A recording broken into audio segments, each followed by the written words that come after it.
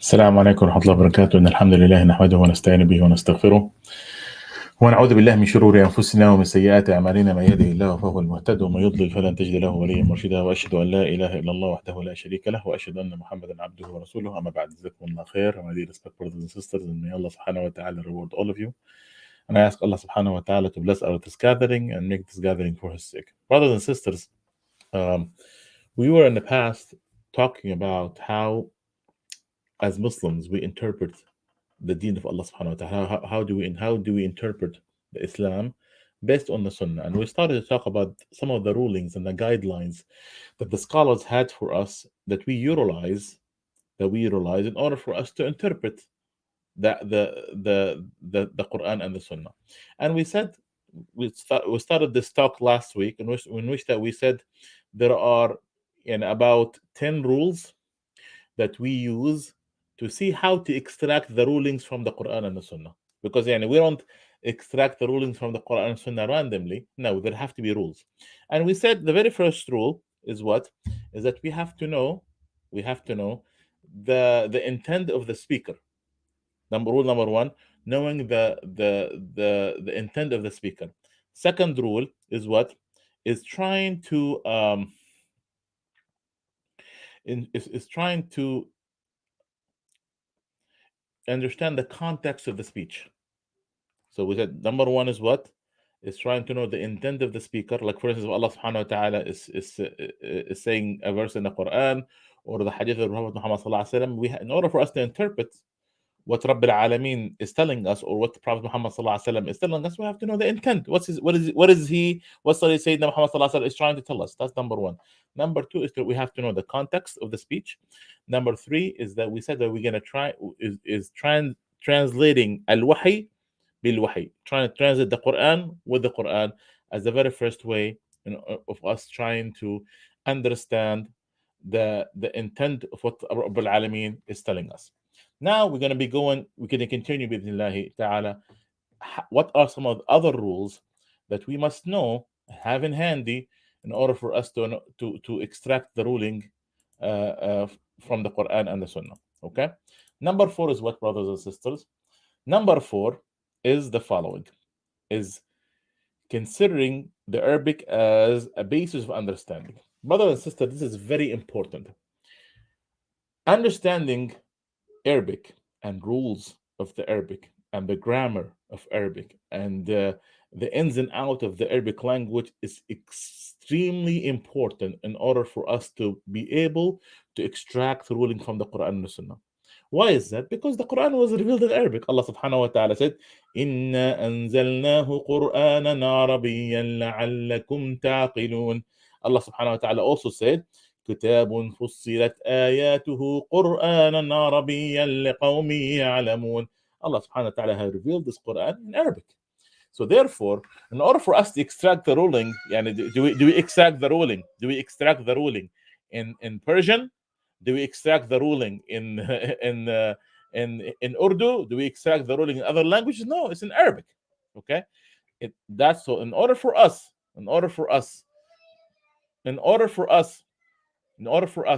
to understand the Arabic, the text of the Quran, we have to have a precise understanding of the Arabic language. And subhanallah, there are this is the way the Sahaba, may Allah subhanahu wa ta'ala be pleased with them, understood, because they were excellent in understanding Arabic. Okay, and this was their main way of communication at the time of the Prophet Muhammad sallallahu alaihi wasallam. Okay. So that's another. So rule number four, we have to know a precise understanding, or understand that the Arabic language is extremely important in trying to translate these things. Okay. The fifth rule. What is the fifth rule? This is very, very important, brothers and sisters, and I think this is one of the disputing points that many people they don't know about. It's what? Understanding the Quran and the Sunnah in the light of understanding the understanding of the Salaf al-Salih. Okay, why is that? And why is it important for me to understand the Quran and the Sunnah based on the Salaf? First of all, brothers and sisters, Prophet Muhammad sallallahu alaihi wasallam said in authentic hadith, "خير الناس قرني ثم الذين يلونهم ثم الذين يلونهم." The best of the people are my people, and the people, then the generation after them, and the generation after them. Meaning, this is the generation that that that seen Prophet Muhammad sallallahu alaihi wasallam. This is the generation that have witnessed Prophet Muhammad sallallahu alaihi wasallam. This generation that understood what Prophet Muhammad sallallahu alaihi wasallam is telling them. So therefore, this is the best generation. And Prophet Muhammad sallallahu alaihi wasallam have blessed that generation, and the one comes after it, and the one come after it. So these people, brothers and sisters, um, understood the meaning, understood the context, understood the reason why a lot of these verses were revealed, why why Prophet Muhammad sallallahu alaihi wasallam have told us what he told us. So the issue of yeah, it's the issue of the necessity of understanding the Quran and Sunnah with understanding with the understanding of the companion is not merely an issue of following and complying with Allah subhanahu wa ta'ala commands, but it's a necessary issue in order, and it's something is vital. Why is that? Why yani, the companions of all the people? There is reasons that I want you to please yani, focus on. So these are some of the reasons why, and beyond the reason that I gave you, the indication by the hadith of the Prophet Muhammad sallallahu alaihi wasallam, there are other rational reasons. Number one, the Allah subhanahu wa ta'ala have given the companions mental and psychological and spiritual abilities that we haven't granted to other one. Allah subhanahu wa ta'ala have given the people who surround Prophet Muhammad sallallahu alaihi wasallam the best of iman, the most stable psychological and spiritual abilities. Why? Because they're the best of the people. Yani, subhanallah, this is not only with Prophet Muhammad sallallahu alaihi wasallam. I mean, if you notice, for instance, with Sayyidina Isa, okay, who are the best of the people who were surrounded Sayyidina Isa, Jesus be upon him? They were the Hawariyun, right? The apostles, or in English, and the same thing with other prophets. So the closest circle were the best of the people, and we say the same thing about Prophet Muhammad sallallahu alaihi wasallam. In which that the best of the people, they were the best, they were the highest level of iman. They were stable mentally and psychologically and spiritually. So therefore, they the way they understood it, is considered to be the best of understanding. Also, brothers and sisters, there is unmatchable knowledge of the Arabic language. The companions, they had really good grasp of the Arabic language. So therefore, just like we talked about the previous point, if they have better Arabic knowledge, meaning that they understood things better. Also, so this is point number 2. Okay. Number 3 is the fact that the complete guidance that Allah subhanahu wa ta'ala have granted the companions indicates their perfection and and the fact that they're superior in knowledge. So the fact that Allah subhanahu wa ta'ala have given these people, guided them, and Allah subhanahu wa ta'ala said, for instance, in the Quran, فَإِنْ آمَنُوا بِمِثْلِ مَا آمَنْتُمْ بِهِ فَقَدْ اهْتَدَوْا. This is a blessing from Allah subhanahu wa ta'ala. Look, if you believe, Allah subhanahu wa ta'ala is saying here, if you believe as they have believed, then you're guided. I'm going to say this again. Allah subhanahu wa ta'ala said, if you believe as they have believed, then you are guided. What it means, that meaning that the best of faith, the best of guidance that Allah subhanahu wa ta'ala have granted were the companions of the Prophet Muhammad sallallahu alaihi wasallam. So therefore that shows that the companions had a superior level of iman. Okay, the superior level of iman that unfortunately many of us don't have. Okay, also, technically speaking, a fourth point that we could bring is that the companions of the Prophet Muhammad sallallahu alaihi wasallam, they have witnessed events and the revelations and the reasons behind these revelations, and so therefore they have a better understanding of what the context of everything that happened at the time of the Prophet Muhammad sallallahu alaihi wasallam. So therefore, they have a better understanding. So with the fact that Allah subhanahu wa ta'ala have granted them a better level of guidance, with the fact that Allah subhanahu wa ta'ala have given them a better knowledge of Arabic, with the fact that they have witnessed events that we were not witnessed, the fact that Allah subhanahu wa ta'ala have chosen the companions to be the best of the people, spiritually, psychologically, and mentally, all these things indicate the fact that the companions have a better understanding of the context of the Quran and Sunnah, and therefore we should follow their understanding and the way they understood it, so we could be able to translate things rightly the way they should be. You see my point? So this is very, very important and very, very critical, brothers and sisters, because a lot of times nowadays people are willy nilly. They could translate and they could interpret, and they're like, "Oh, based on my little understanding," and he does not know Arabic, and he does he has never wrote this anything, and the fact that his level of inam is very low, and he possibly a person who commits sins, and he said, and by the end of the day, by the way, I am going to translate things based on the way I like. No, it does not work that way. It does not work that way. Whether we like it or not, it's not going to work that way. So therefore, it's very important that we understand and we follow the understanding of a Salaf al-Salih. And this is something crucial in understanding the Quran and the Sunnah, brothers and sisters. So this is very important. Okay. The sixth rule of how should we better understand the Quran and the Sunnah, or how do we extract the ruling from the Quran and the Sunnah, is the fact that we have to sort out the sources and distinguish their rank, meaning that not every evidence, not every saying, not every dalil or evidence have the same level. There are different levels, brothers and sisters. For instance, we have to put the levels of and their ranking in the order that befits what we're trying to interpret. Like, for instance, not all the hadith are the same level. You have the weak hadith and you have the strong hadith. Okay. Another example: not all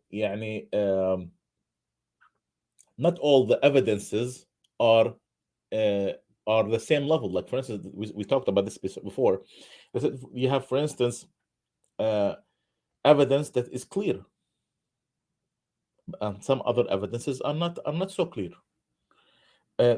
Some evidences are firm, some evidence is not so firm. Some evidence is muhkam, like, for instance, something is essential, something is non-essential, something is is directed to the public. Some rules are for like exceptions. So therefore, we have to understand that not all the evidences are the same. And once we understand that, we have a better understanding of when rules apply, when and where. Like, for instance, when we say I'm allowed, and one time there is a so-called imam. He said it's okay. He said it's okay for Muslims to eat pork. What? Okay. But he said, yeah, if you are in a desert. You never say this to the public. You never say this to the public. Yes, it's the message you're trying to say is right, but the general rule is haram. You don't apply what is an exception to the general public. You see? Yes, if there is an exception to the rule, if you are in the middle of the desert, and if you have no food, no sustenance, yes, you're allowed to eat from the maita, from the dead food. You're allowed to eat from pork, to eat pork, you know.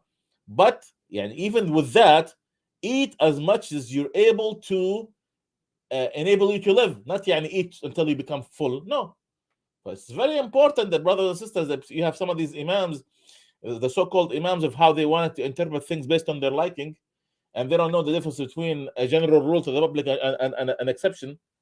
It's very important that we translate things in the right way. And that's something, brothers and sisters, very, very, very important. Okay? So this is the sixth rule, knowing that not all evidences is at the same level. The seventh rule is what? Is taking into account whether the text is from uh, uh, uh, uh, whether it was presumptive or otherwise. What does that mean? Brothers and sisters, it's important that we talked about this in the past also. There are two types of evidences in Islam. This kind of related to the previous ruling, but this is more like it's more it stand in its own. But it's kind of like the fifth evidence, the sixth evidence, I meant, in which that you have to distinguish whether something is qat'i or dhanni. Like ruling, some rulings are qat'i, meaning that is clear ruling, and some ruling are presumptive. So we cannot apply something that is clear and mix it with something that is presumptive. Presumptive, it can be translated either way.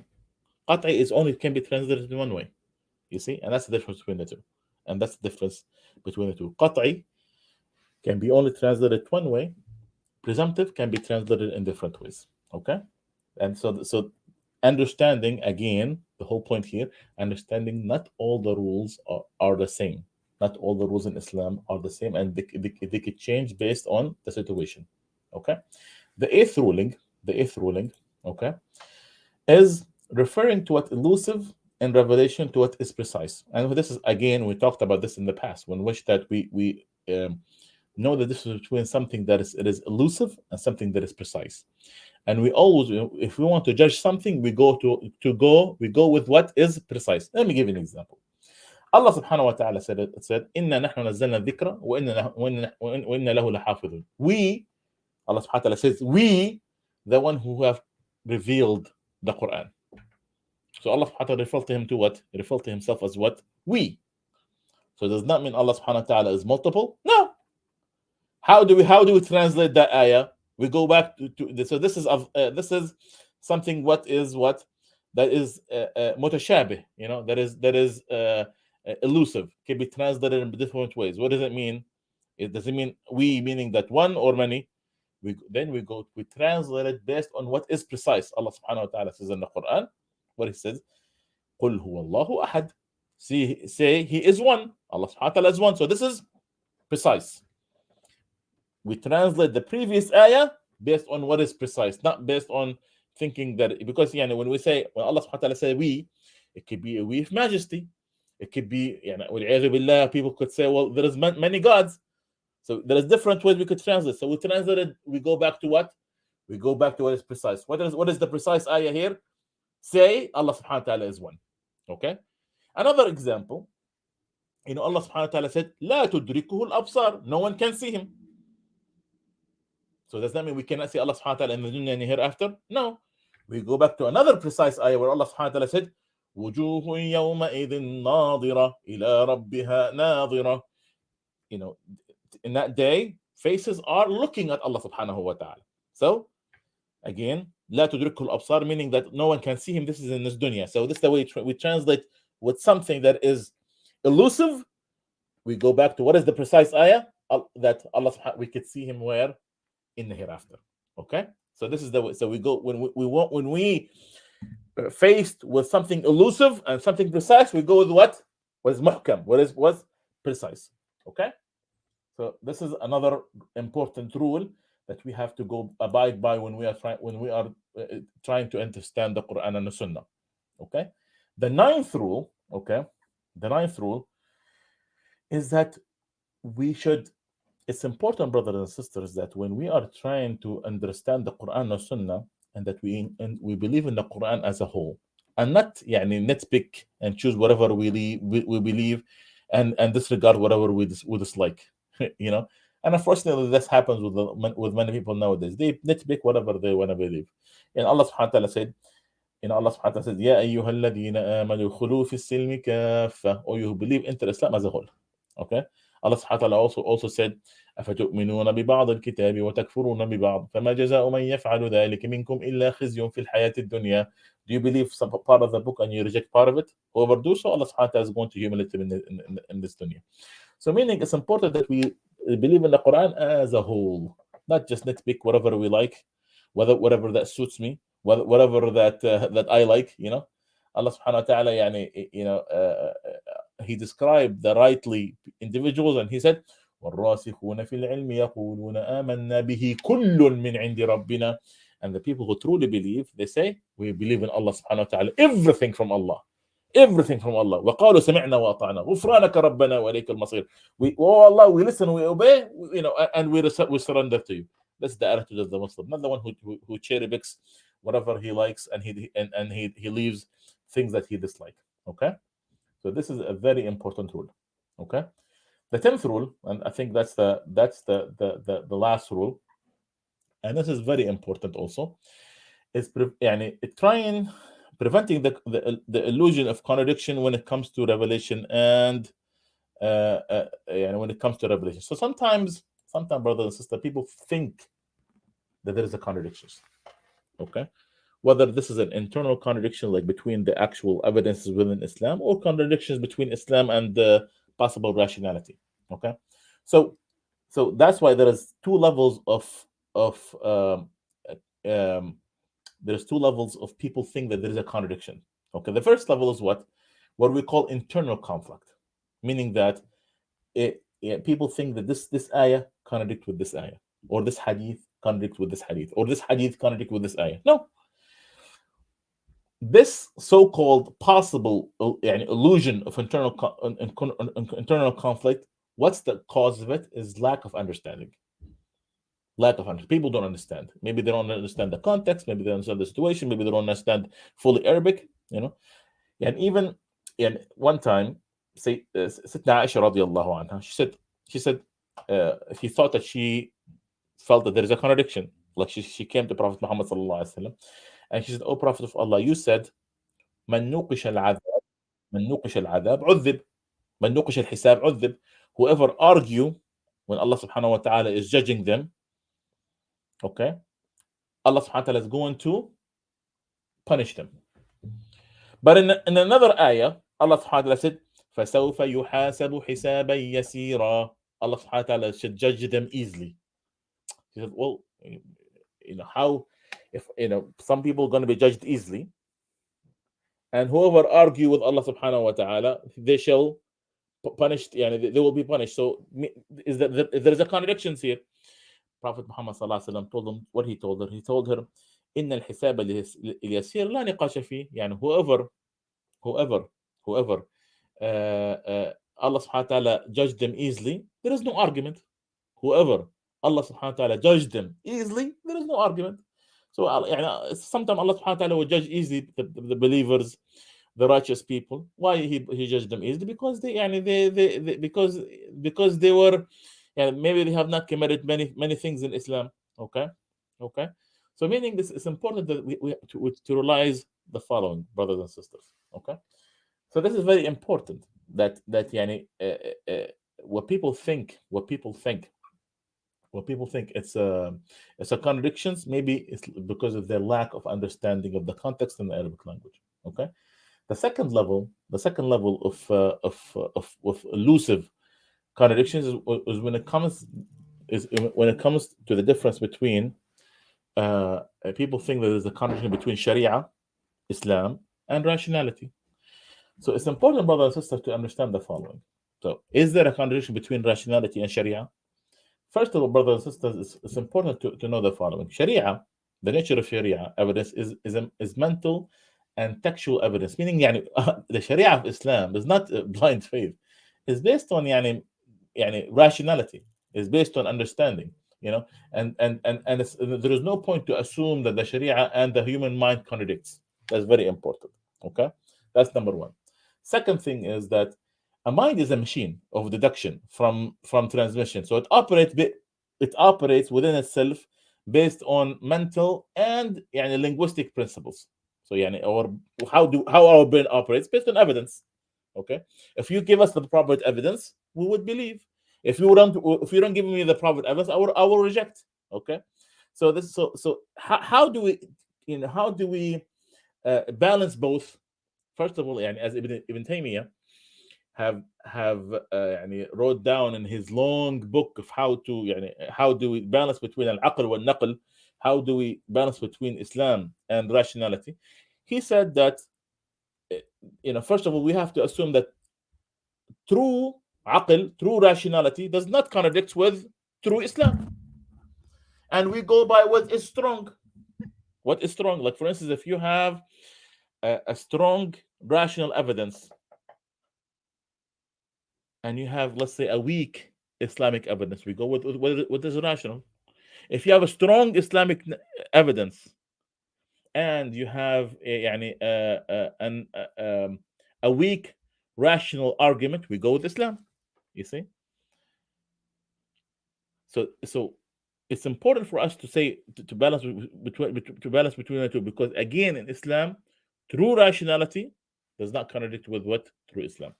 And with that being said, brothers and sisters, this is the basic ruling. The basic ruling how do we arrive at extracting the rules within Islam?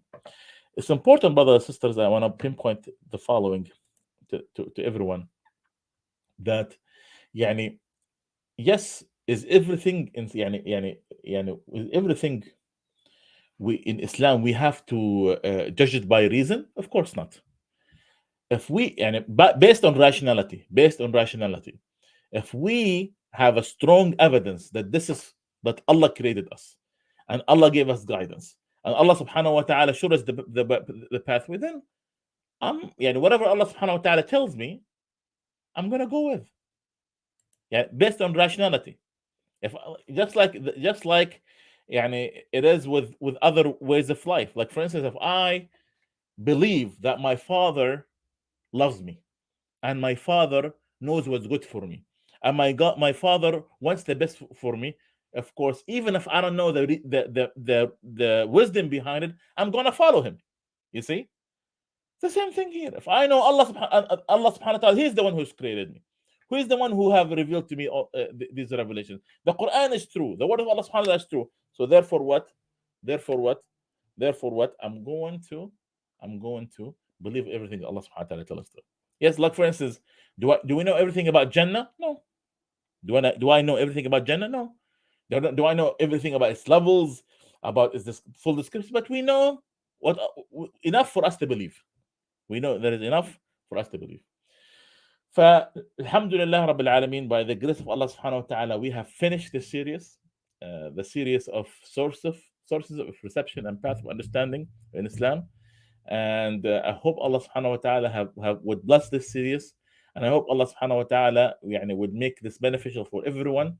I really appreciate everyone who have followed the series. We have completed this before the beginning of Ramadan. I ask Allah subhanahu wa ta'ala to bless all of everyone who watched this series, and I ask Allah subhanahu wa ta'ala to guide us further بإذن الله تعالى. جزاكم الله خير والسلام عليكم ورحمة الله وبركاته.